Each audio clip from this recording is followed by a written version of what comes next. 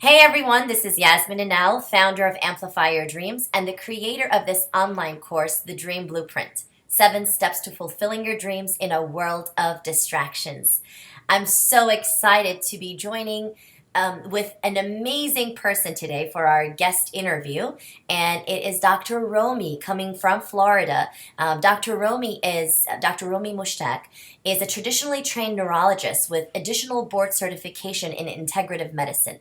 Dr. Romie helps individuals and audiences learn to heal from stress based illnesses such as insomnia, anxiety, and career burnout.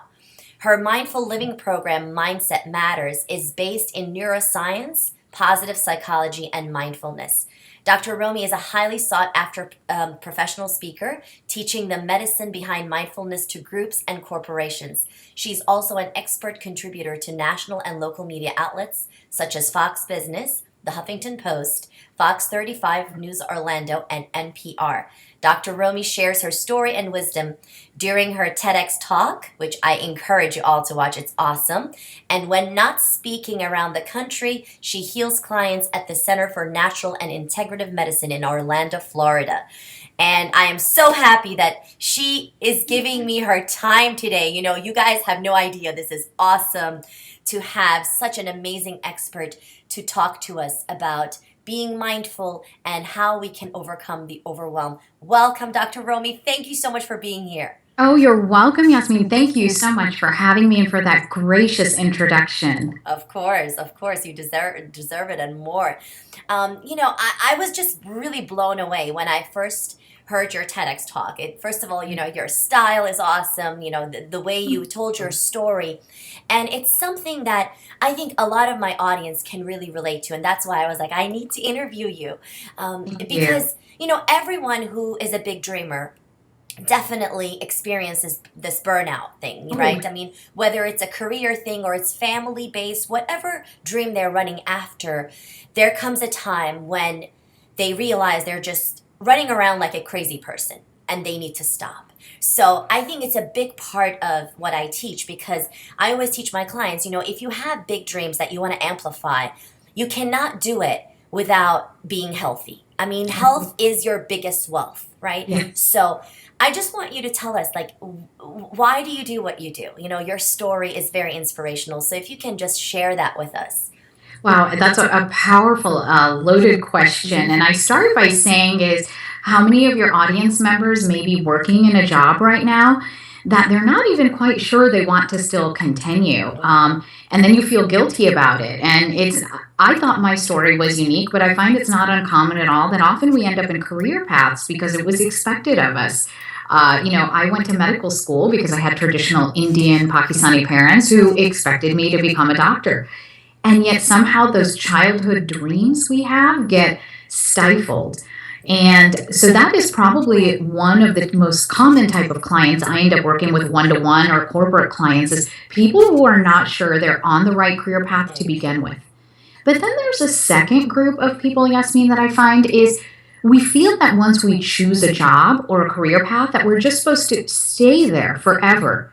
And we don't listen to the signs from the universe that there may be a time to move on and try something else. And that's when we start to stagnate, and that's when the symptoms of career burnout come up.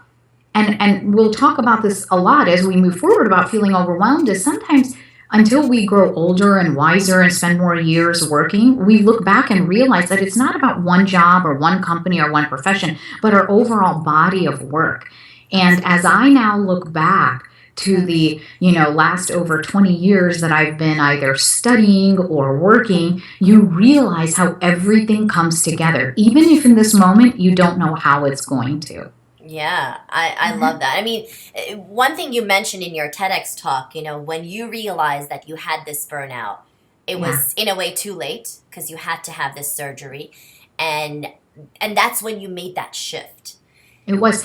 And that is not uncommon, though. It takes a life changing event, Mhm. such as a health scare or people getting divorced or fired, to realize that you're not on the right path in life. I talk about career burnout, and some of the symptoms of career burnout are, feeling a lack of empathy or joy or fulfillment in what you're doing, developing a cynical or attitude or satire about what it is you're doing, and then a low sense of self-accomplishment. Even I was winning research awards and traveling around the country talking about neurology and epilepsy, and just never felt good enough. And those are some of the symptoms. And the worst thing is when we're in that state, and as I find with clients and myself, we feel so isolated and alone and think, I am in this all alone. So if anybody is listening or watching to the webinar right now, please know this one thing. If there's only one message you're meant to hear from Yasmin and I today, it is that you are not alone and that help is out there for you. And if we don't listen to the signals, then yeah, unfortunately, calamity can happen. And I had a rare disorder of the gastrointestinal system called achalasia. But the stress I was undergoing, which was working, literally 90 to 100-hour work weeks, chronically sleep deprived in the hospital every night, was making those symptoms worse until the point, and for those of you who've seen the TED Talk, is the achalasia got so bad I couldn't swallow. And so when I would sleep at night, I would choke on my own saliva or vomit and end up choking, can't breathe, and with frequent pneumonia. And I was like in my young 30s. It's much too young to be, that sick. And then remind you, that sick and working on top of it. And, I just knew there had to be a different way. And people ask, at what point did you change? And it's not just one point, it's a journey. And when I was, in the hospital having surgery, it wasn't that I had this click aha moment. I just remember laying there, going into a really dark place, thinking this was just so beyond me being scared that I'd end up disabled or possibly having esophageal cancer, which, thankfully I did not.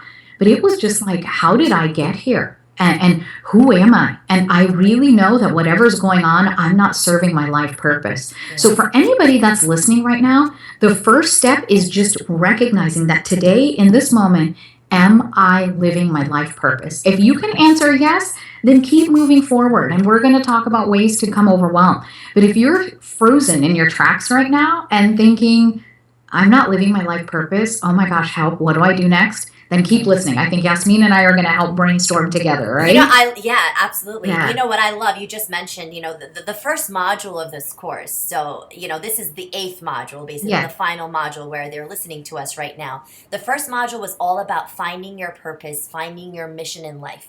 And that's something I'm really passionate about. My background is, I was teaching at the university, and I love teaching, I love connecting with students, but I experienced, something similar, not to the extent that you are mentioning, but I felt the same career burnout. I loved what I was doing, but I was always underpaid, unappreciated, overworked. Yes. You know how teachers are, right? And definitely it led me to the same path of, questioning, like, am I really living my life purpose? And I just knew there was something out there that was greater than what I was doing, where I could touch more lives. Now, one thing you mentioned, and I love it, and I want to ask you this question. So is that the first trigger, like knowing, like kind of feeling that gut feeling, right? Saying, oh my God, I don't think I'm on the right path. Is that like the first indication? It is. It's the first indication you're not on the right path, but then don't panic if you don't know what path to take. Yeah, that's beautiful. The point. Everybody feels to spiritually evolve, you're stuck in the mud and you have to get yourself out. That's the time where you reach out and you get help. I mean, my help came first and foremost, by the amazing surgeon who operated on me at the University of Washington. It also came from worldwide spiritual teachers. I have a special teacher in Course in Miracles, my yoga teachers, my meditation teachers, and those were people that were put in my path to help me heal. And once I learned all of these mindfulness techniques about mind-body medicine and then became board certified in integrative medicine to learn for myself, I realized this is how I will now be helping other people. So it really is about not being afraid to say, I am overwhelmed. How do I ask for help? And the help is always sitting there. All you have to do is just stop and breathe and just ask, and the universe will always be abundant and show you someone in a form you may not even have expected that's there to guide you. You know, it's so amazing, and it's so true because I've experienced that too. And Yeah. and the amazing thing though is, the key I think is to, and correct me if I'm wrong, but to really see that sign and act on it, right? To really not just say, "Oh no, not for me," but to see like if there is something out there, maybe a mentor that you could talk to, a group of, peer group that you can kind of get involved in who are going through the same struggles, and really take into consideration that this will help you grow and not feel hesitant.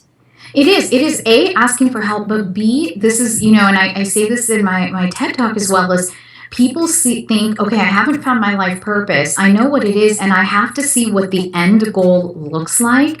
If you asked me 5 years ago, which has almost been 5 years from the time I was sitting in the hospital, did I know that today I would be working on my first book and speaking all over the country and in the media on this?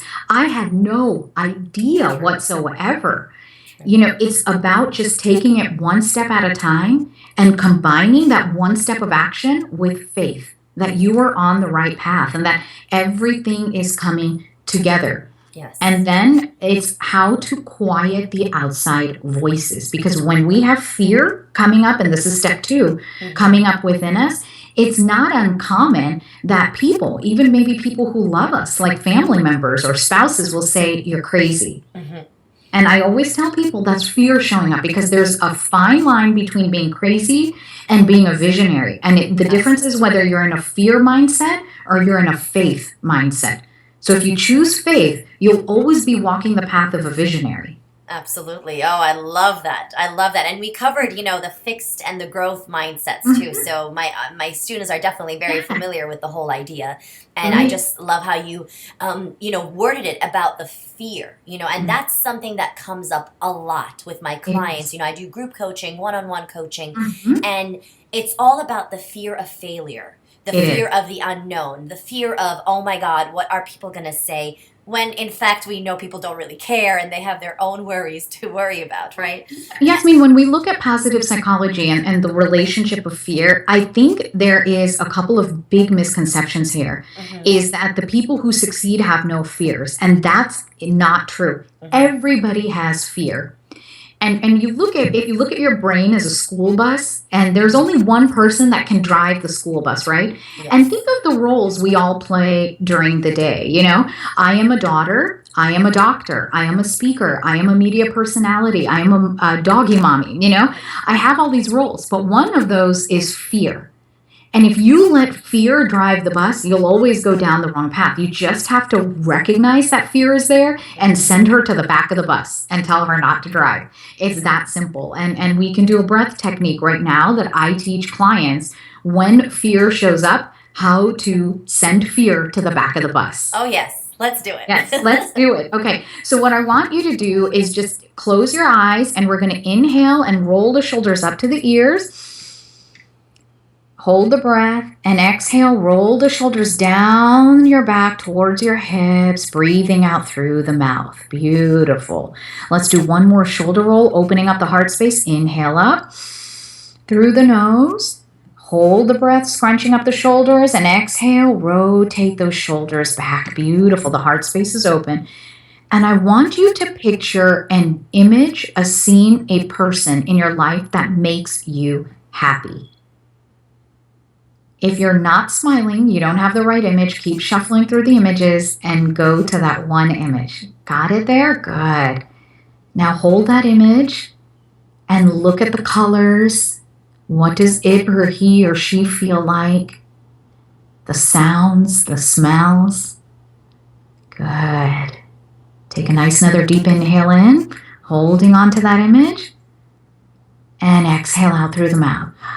And open up the eyes. Good. How did that feel, Yasmin? That was awesome.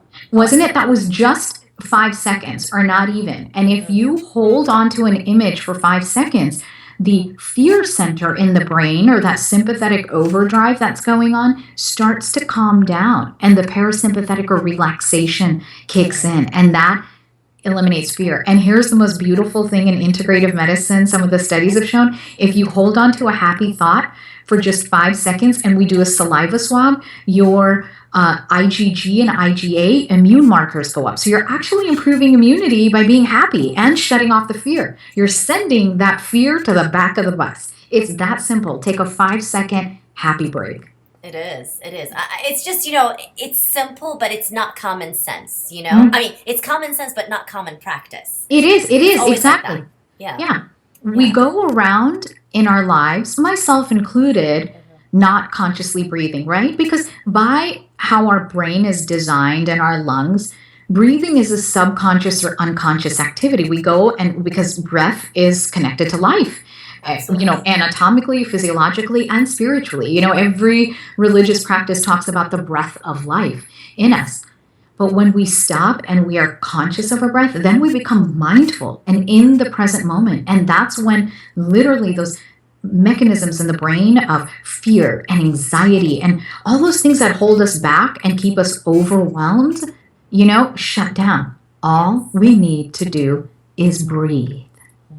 I love it. I love it. And in your TED Talk, you mentioned, in a way, a framework that you have in terms of like overcoming the overwhelm. I don't know if that's what you would call the framework, but yeah, it is. And this is what you mentioned earlier in the program, and we may not have time to go through all of it, but it is the Mindset Matters program that I've created. That is a blend of the neuroscience and psychology as well as mindfulness, that intersect of science and spirituality, from my own life lessons and research.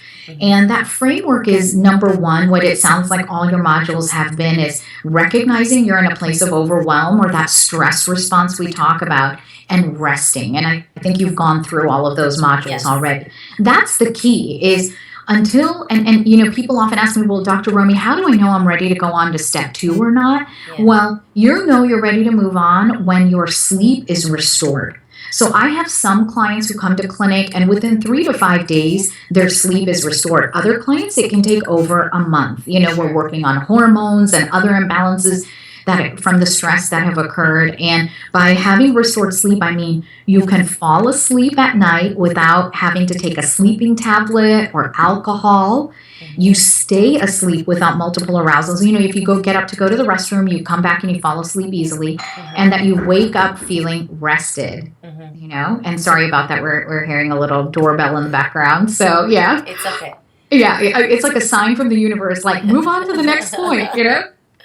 And then the second step is we've had compassion for ourselves through relieving stress. It's compassion towards others. Yes. And this is the place, Yasmin, I will tell you, 90% of my clients feel stuck and it's even uncomfortable to listen to. And that is compassion towards others through forgiveness.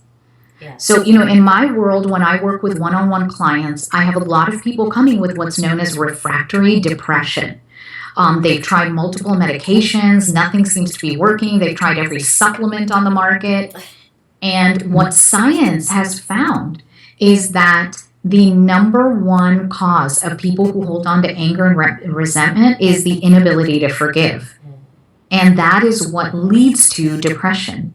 And researchers, so much at Duke University, looked at this and found that there's a chronic elevation in blood pressure for people who can't forgive and for anger and resentment. And the stress hormone markers and inflammation markers go up. Wow. And it was so high that these people who are angry and depressed are at a higher risk of having a stroke or a heart attack than people who smoke or who have diabetes or who are overweight. Isn't that amazing? That's mind-blowing. It is. So, I mean, just the act of letting go and just forgiving, it's part of getting rid of your overwhelm, right? It is absolutely. And you know what, Yasmin? I have an article on my website that I will give you to share in your community, a link that talks about the forgiveness meditation and the forgiveness exercises that I have my one-on-one clients work through. Love that. To go through this. Because, thank you so much. And people may be going, well, wow, this was about finding my life purpose. But I ask you this is, if you're in phase 1, high stress mode, and really anxious and can't sleep, or you're in phase 2 of this deep depression where you're resenting an ex-husband or your former boss or whatever it may be, you're stuck in the mud. And until we help you get stuck out of the mud, how can you get on that clear path to life purpose? Absolutely. Absolutely. Yeah. I love it. I love it. I think it just really is. I mean, mindfulness, what I love about it, it's not just, it's everything, the mind, the spirit, the body, right? Like you said, it's integrative medicine. So It is. It is. And so when people talk about, and then as we move into the next steps, is how do we become mindful? I think there is a misconception here in the United States for those of our guests that are listening that mindfulness just belongs in meditation to one particular religious group. When I speak about mindfulness, it's in the psychological terms, which is be fully present in this moment without judgment. yes. And that is as simple as mindfulness is. I go on more to describe it that if we're stuck in the past, that leads to depression. And if we're constantly sitting here and worried about the future, that only fuels anxiety. Because really, all we can do is focus in this moment right now. And if you're listening going, oh gosh, my brain is scattered and I'm worried about my to-do list and everything else going around me, just stop right here and take a breath. It's that simple. And why don't we do that together, Yasmin, and have our listeners do that with us? So I go back to that 3-1-4 count. We just close the eyes and inhale through the nose on the count of 3. 1, 1,000, 2, 1,000, 3, 1,000. Hold the breath, open the mouth and exhale. 1, 1,000, 2, 1,000, 3, 1,000, 4, 1,000. Good. And open up the eyes. I love Beautiful. It. Yeah, and repeat that 3-1-4 breath work for about 3 minutes. And that's really all it takes to quiet that monkey mind, those thoughts that are always racing. And, that happens to all of us. I know, Yasmin, you have a meditation practice too. I have had a regular one now for almost 6 years. And there are still mornings where my mind is racing, right? That's human nature. Yeah. But we let it race without judgment. Yeah. And I'm glad that you mentioned, because some people say, like if I mention to people that I do meditate, they're like, but you're a Muslim. And I'm like, it has nothing to do with a particular religion. It's all about really getting your body to rest and just, like you said, being present. It is. Absolutely. Getting rid of clutter. It is. What I will say is in my journey to learn about meditation around the world, I have had the blessing to sit with religious leaders in every major religion. And there is some form of a meditative prayer practice in every major religion. And for those of our guests that do not have a religion, I mean, that's fine too. I have many clients who are spiritual but not religious, and we just teach a mantra, a neutral mantra. And that's all that meditation really is. And so for those clients that want to incorporate something from their religion, that's fine. I have many clients who will find a biblical verse or, phrase in Arabic out of the Quran or, in the Kabbalah wisdom and use those mantras in their meditation to bring their minds down. So, meditation is for everybody. All you really have to do is stop and consciously breathe. Yes. Yeah. That is just beautiful. Thank you so much. So are there any other steps besides these steps? They are. And so now we've gotten out of anxiety and depression, and you brought up something early on that I wanted to circle back to, and people heard it in my TED Talk. I thought I couldn't be happy in my career until I reached a certain title, a certain salary. I kept buying, ridiculous amounts of designer shoes. You talked about feeling overwhelmed because, like all teachers, are overworked and underpaid. We often think our happiness is tied to these external factors, when scientifically that is not true. There is one factor and one factor alone that brings in us to a happy state of mind. And what is that? It's as simple as gratitude. Yeah. So once people have gone through the compassion for self and compassion through others, phase 3 is developing a gratitude practice. And that is the meditation practice that I give clients at night before they sleep. It's a great way to shut off that anxious mind processing the to-do list. And so let's practice a gratitude exchange together, Yasmin. People will often say something like, oh, I'm so thankful for, my assistant, Yolanda. My assistant's name is Yolanda or Yoli. Well, that's really sweet. It's positive, but not concrete or specific. So then being more specific is, I am so thankful for my assistant, Yoli, who brought me a pumpkin spice latte yesterday in clinic when I was, feeling a little sluggish. She always knows when I need a pick me up and thinks 10 steps ahead of me. Do you see? I gave a very Yeah. positive example And very specific. and very specific and concrete of how this person is always helping me. And people think I have to be thankful for something big. People will sit down and think they have to tell me about some award they won or pay raise. I want you to look for those simple things in life that are very specific. So why don't you tell me something you're thankful for? I'm very thankful for I have 3 kids, but yesterday, my son, Yakub, I'm very thankful for his gentle demeanor as a young man. He picked out a flower, that I had in the vase downstairs and just brought it to me as I was editing my videos. He knew that I had worked all day, and that gesture just brightened my entire afternoon.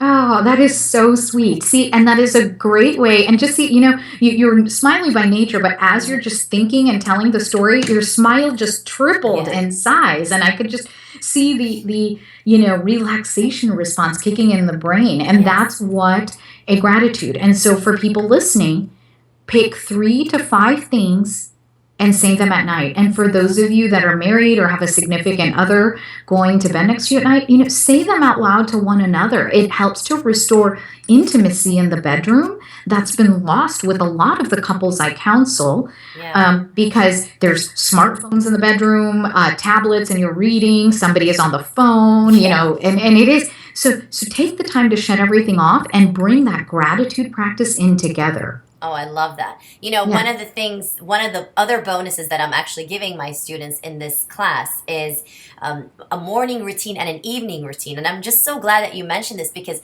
part of the evening routine is to turn off all the electronic devices that we are somehow addicted to, at least an hour prior to going to bed. Absolutely. Yeah, that is exactly what I prescribe. And I know anybody that's listening to this is rolling their eyes going, yeah, right. Okay. But so it really helps. I mean, otherwise it just takes you away. It is, but what I do this, and it's a prescription for my clients. And if you're somebody like me that, I'm a social media influencer and I'm on Twitter all the time, or I'm checking emails because, they're coming from globally all the time. Sure. Start off small. Then say, I'm going to shut it off 15 minutes and 30 minutes before, and know that you are going to experience some withdrawal symptoms. Absolutely. Initially, because the brain scan studies do show that we become addicted to our digital devices. And that act, especially for those of us that have touch screen smartphones, the act of sliding and using the thumbs is actually feeding into the addiction center. So if it feels bad the first few days, that's a normal response. So just start off slow and make sure you think of another activity to keep you busy during that time, even when using your hands, like washing the dishes or preparing the kids' lunches for the next day for school, whatever it may be. Yeah, I love it. And another thing that you mentioned, the gratitude, I usually recommend like a gratitude journal. I've been keeping one for the past 3 years, and it really changed everything. It changed the way I parent. It changed the way I do business. It changed the way, it changed my life. Let's put it that way. It really transformed. I personally have a gratitude journal too. And here's a fun resource for everybody listening. There's something called the Passion Planner. I have that. Yes, I do too. I love it because you put your gratitude down along with your to-do list and everything comes out. But here's the thing. I think a gratitude journal is a great idea. About 50% of my clients, it feels like another stressor to them if I have them now get a journal and write it down. And so that's why I say even talk it out. Because I don't know about you, Yasmin. I feel there's a part of us that's lost this art of conversation because we text and email all the time. So how great to say your gratitude to someone in your home. I know. I'm glad you said that, because sometimes you call friends and they're like, oh, why didn't you text me? I'm like, exactly. I just wanted to hear your voice. It is exactly. I'm the same way. I agree. Yes. Yeah. It's so true. I mean, whatever you have said so far, it's really common sense, but we just have to make it common practice. Well, it is, and it is, and see, that's the thing about the mindset is these are things that you're like, I hear over and over, but there's something about hearing it and then feeling it and wanting to do it. So this is that place where mindfulness comes in, and I tell you not to have judgment. And you notice you're like, well, we've got a mindfulness expert here on the webinar with us, and she's not really talked about meditation yet. And there's I was a just reason. going to. That was my next question. Like, And that's the next step, step 4. You know what I find where most of my clients have failed in trying a meditation practice was they were in phase 1 where they're so anxious and stressed out that if they sat down to meditate, their stress would only feel worse. Sure. Or they're so depressed that if they sat down to meditate, they just went deeper into that dark hole.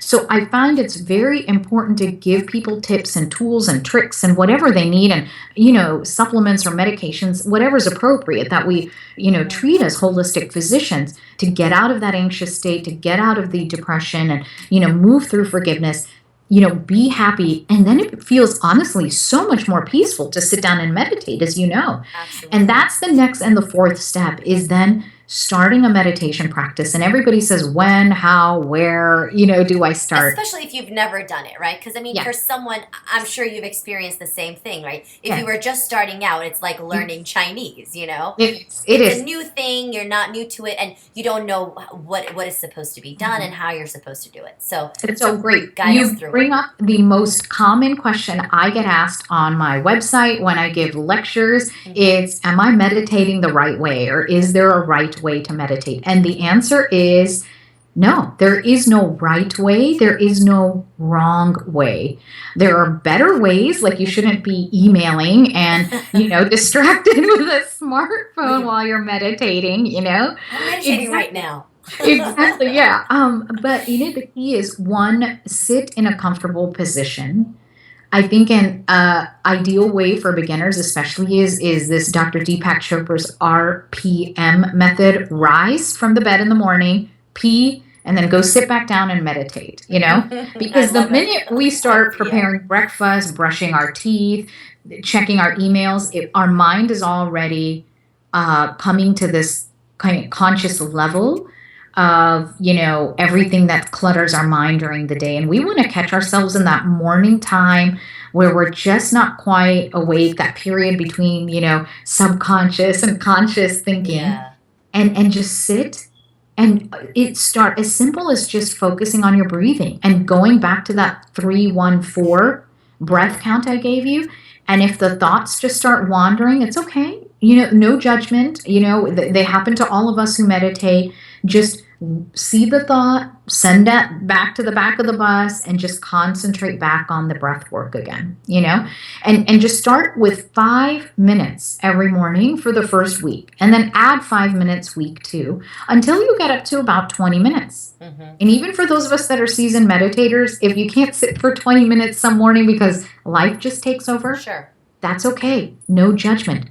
Be present without judgment. That's mindfulness. Now, I know one question that I had when I first started is like, okay, you're not supposed to think of anything, so what can you think of? Because no matter what, you can't really stop the entire thought process. That's one form of the mindfulness meditation or the Zen method, which is you're supposed to empty your mind of thoughts. But the more, in spiritual psychology, it's what we resist persists. Yes. So the more I resist trying not to think of anything right now, the more my mind is just cluttered, right? Yes. Or you're thinking about the fact that you're not thinking about anything. And then it's bringing on self-judgment and it's bringing on bad feelings. So really, this is where I teach beginners, especially, mantra meditation. And that is, a mantra is a word or a phrase that we repeat over and over to bring us back to the present moment. Now, the tricky thing, and this is something I work one-on-one clients with, is how do I find a mantra then, Dr. Romie? This is often practiced in centering prayer and Christianity as mantras, or transcendental meditation teaches mantras.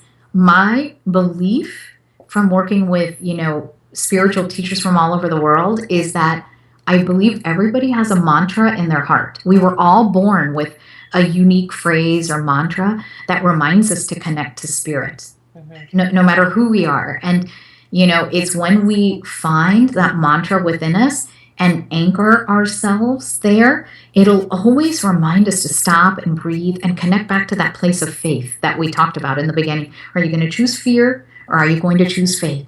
And it's our mantras that always will just align us there. And that's what I teach clients. And so I do one-on-one work, is what I call mantra retrieval. Mm-hmm. And I'll tell you, most commonly, what will come up is anywhere from like a favorite phrase, from a hymnal or a religious text when people were growing up. It may just be their word of the year. Yeah. Often, and I'll tell you, one of the most beautiful experiences I had was one of my clients. She was part Native American, and there was a beautiful song or chant that she had just remembered hearing over and over. And she sings her meditation now out loud every morning Wow. and goes into her meditative state. So, and everybody has that unique gift Yes. within them. Yeah, it is. Absolutely. So it's just something that you find kind of like a motto for someone who doesn't know what a mantra is, right? Like your word of the year or a phrase. It's a phrase, a positive phrase or an affirmation, but you know what it is, or words.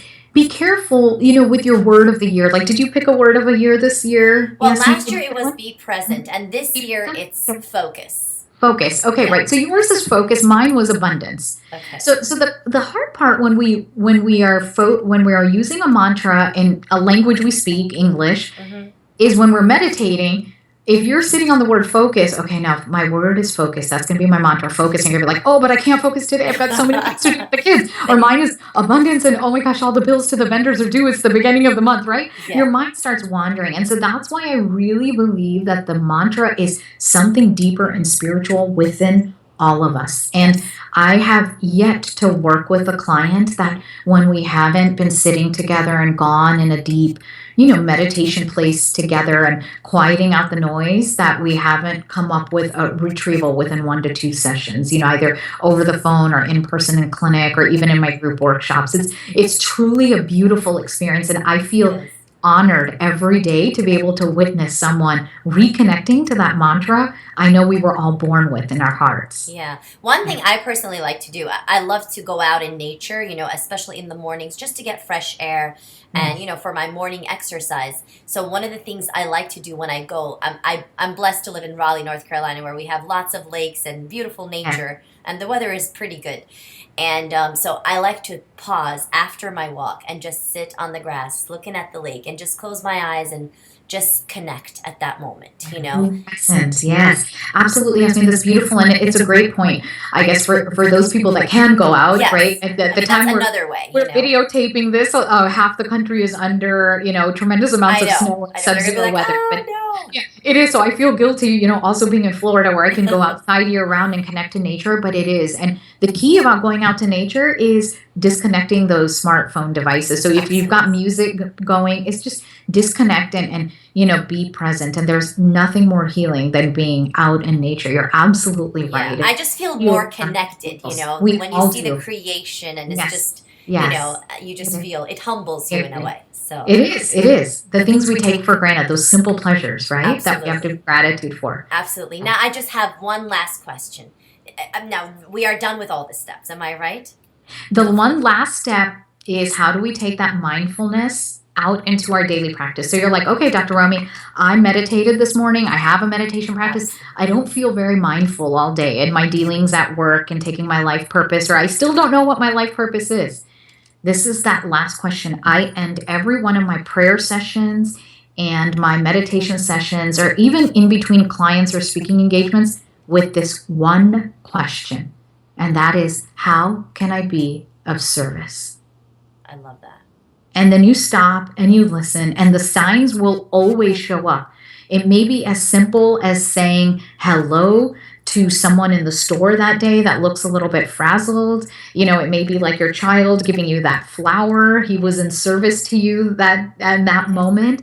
It's just looking for those opportunities. And that's how purpose gets anchored within us in a mindful way. And we take this mindfulness out into a mindful way of living. And it is. And so if anything, and you're just feeling lost, is what do I do next? Ask yourself, how can I be of service? And just wait and listen. The signs are all around you. I love that. And that's something that really led me to what I do today, as a full-time coach and a professional speaker, that, I always ask that question to myself, how can I make a difference with my unique talents and gifts? And I think that really leads you to to your path. Awesome. So one last question that I have, Dr. Romie, is if this was like, if you had only, let's say, 60 seconds on air, which I know you are on TV often. Yes. And they don't give you always the time, they don't always give you half an hour. So if you had only like 90 seconds or something, what would be your message in a nutshell? It's that stress happens to everybody. None of us are immune, and it affects all of our bodies through depression, anxiety, career burnout. Just know that you can connect to internal peace despite any life external chaos. All you need to do is just breathe. Why? Because the mind is strong medicine. Just choose a positive thought and breathe. That's it. Thank you so much. Thank you for your time, for sharing your expertise, so willingly and so generously. I really, really appreciate your time. Thank you, Yasmin. To you and all of your listeners and your tribe, it has been an honor. And if people want any more of these Yes. free resources, you can download a full guided meditation from my guided meditation CD, Connect to Joy, or these free articles. And I'll give you the link to the forgiveness exercises we discussed from drromie.com, DRROMIE, drromie.com. Thank you. Thank you so much. Have a beautiful day. You too. Have a blessed day.